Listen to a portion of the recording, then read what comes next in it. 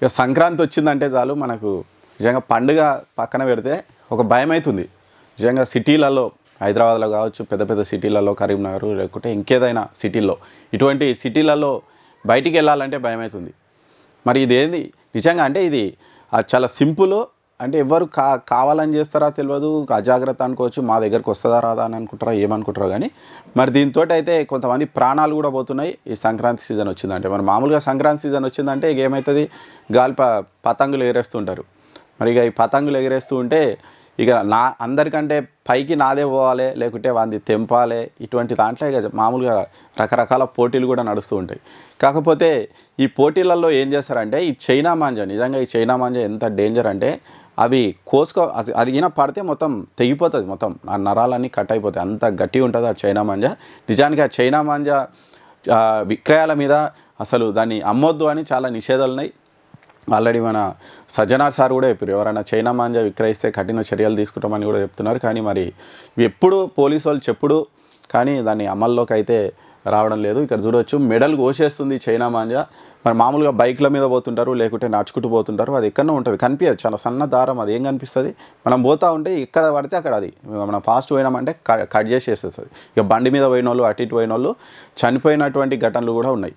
ఇప్పుడు మళ్ళీ ఈ సంక్రాంతి సీజన్ స్టార్ట్ అయింది, మళ్ళీ అటువంటి ఘటనలు అయితే స్టార్ట్ అవుతూ ఉన్నాయి. ఇక్కడ చూడవచ్చు మెట్పల్లిలో ఒక 4 ఏళ్ల బాలుడి మేడకు చుట్టుకుందంట మాంజా. అసలు ఇక మనుషుల సంగతి, మనుషులు ప్రాణాలు పోతున్నాయి. ఇక ఈ బర్డ్స్ అయితే ఎన్ని చచ్చిపోతాయో పాపం, అవి మామూలుగా ఎగురుకుంటూ పోతాయి, అది కనిపించదు, కథం అది తగిలిందంటే చచ్చిపోయినట్టే పాపం. అట్లా ఎన్నో చచ్చిపోయినటువంటి ఘటనలు అయితే ఉన్నాయి. ఇక్కడ ఈ మెట్పల్లిలో ఒక బాలుని మెడకు చుట్టుకున్నదంట. ఇక్కడ చూడొచ్చుగా ఈ చుట్టుకొని మొత్తం తీవ్ర గాయం, దగ్గర దగ్గర 22 కుట్లు పడ్డాయంట ఆ బాలునికి. ఇక్కడ చూడవచ్చు మనం, ఇక్కడ ఇది చూస్తే కూడా మనకు కనిపిస్తుంది. ఇక సంక్రాంతి పండుగ వేళ పతంగుల సరదా మొత్తం భయపెట్టిస్తుందట. మెడకు చుట్టుకొని చైనా మాంజా మెడకు చుట్టుకొని ప్రాణాల మీదకు తెస్తుంది. మరి ఒక 4 ఏళ్ల బాలుడు సహా ఇద్దరు తీవ్రంగా గాయపడ్డారట. ఇక మెట్పల్లిలో ఒక 4 years బాలుని మెడకు ఇక చైనా మాంజా చుట్టుకొని 22 కుట్లు పడ్డాయంట, కోసుకుపోయి. ఇక ఇక్కడ చూడొచ్చు సింపుల్, వాళ్ళు ఈ మెట్పల్లిలో దుబ్బాడలో ఉన్నటువంటి వాళ్ళు ఇంటికి వచ్చిరంట. ఆయన బయట పిల్లలతో ఆడుకుంటుంటే గాల్లో ఎగురుతున్న పతంగి తెగి దానికున్న చైనా మాంజా చుట్టుకుపోయిందంట. ఆయన ఎక్కడ పోలే పాపం, పిల్లాడు ముందర ఆడుకుంటుంటే ఆ పతంగి వచ్చి తెగిపోయి ఆయన మెడకు చుట్టుకున్నదట. దాంతో మెడ కోసుకుపోయి తీవ్ర రక్తస్రావం అయిందంట. ఇమ్మీడియట్గా తీసుకుపోతే ఆయనను 22 కుట్లు పడ్డాయంట. ఇక దాంతోపాటు ఇక రామంతపూర్లో వీరయ్య అనే వ్యక్తి చైనా మాంజా వల్ల గాయపడ్డాడట. ఆయన ఇంటికి వెళ్తుంటే అదే ఇక సింపుల్ బండి మీద పోతుంటాడు, అది చైనా మాంజా దారం ఉండొచ్చు, ఆయనకు తగిలి గాయపడ్డాడట, మెడకు చుట్టుకుపోయి గాయపడ్డాడట.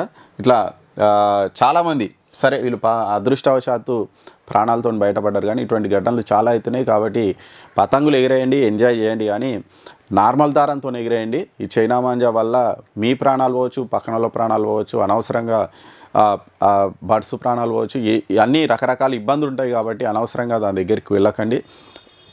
దయచేసి పతంగుల పండుగను విషాద పండుగగా అయితే మార్చకండి.